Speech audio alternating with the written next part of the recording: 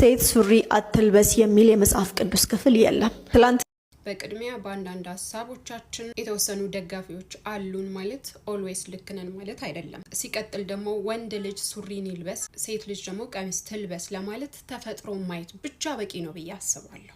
አያቶቻችን ቅድመ አያቶቻችን ለብሶ ያደጉት ሱሪ ኢየሱስ በምድር ሳለ ቀሚስ ነበር የሚለብሰው ላልሹ ደግሞ ከፊልሙ ያየሹን ነው እዚህ ጋር እየተረክሽ ያለሹ። ሴት ልጅ ራሷን ትሸፍን ብሎ መጽሐፍ ቅዱስ ሲናገር የሰውነቷ አካል ክፍሎች ጎልቶ እንዳይታዩ ጭምር ነው። ሱሪ ደግሞ ኦፍ ኮርስ የሰውነታችን አካል እያንዳንዱን ነገር አጉልቶ ያሳያል። ያ ማለት ኦፍ ኮርስ ወንዶችን ለዝሙት አነሳሳን ማለት ነው። አጭር ቀሚስም ለበሽ ሱሪም ለበሽ የእግርሽ ክፍተት እስከታየ ድረስ እስካሁን ራስሽን አልሸፈንሽም። ተፈጥሮ መረዳት እንችላለን ያልኩበት መንገድ የሴት ልጅ ሞገስ ጎልቶ የሚታየው ቀሚስ ስትለብስ ነው። እስከማውቀው ድረስ ደግሞ የትኛውም የሃይማኖት ተቋም ይሄንን አይፈቅድም።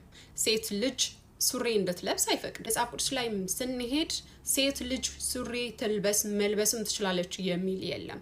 ራሷን ትሸፍን ኦፍ ኮርስ ራሷን ትሸፍን።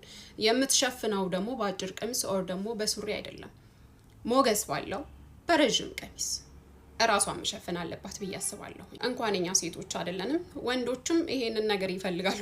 ወንዶ ገነት ላይ የተፈጠረውን ጥቃት እየደገፍኩ አይደለም፣ ግን ደግሞ እውነት ጽዮን ምን ይሰማሻል ስለዚህ ነገር ብለሽ ብትጠይቂ አግባብ በሆነ መንገድ ጥቃት ሳያደርሱ ሁሉም ሀገራት ላይ ሴት ልጅ ቀሚስ መልበስ አለባት ብሎ ሕግ ቢያወጡ ደስተኛ ነኝ። ፈጣሪዋን የምትፈራ ሴት፣ ሃይማኖቷን የምታከብር ሴት ራሷን በቀሚስ ትሸፍናለች።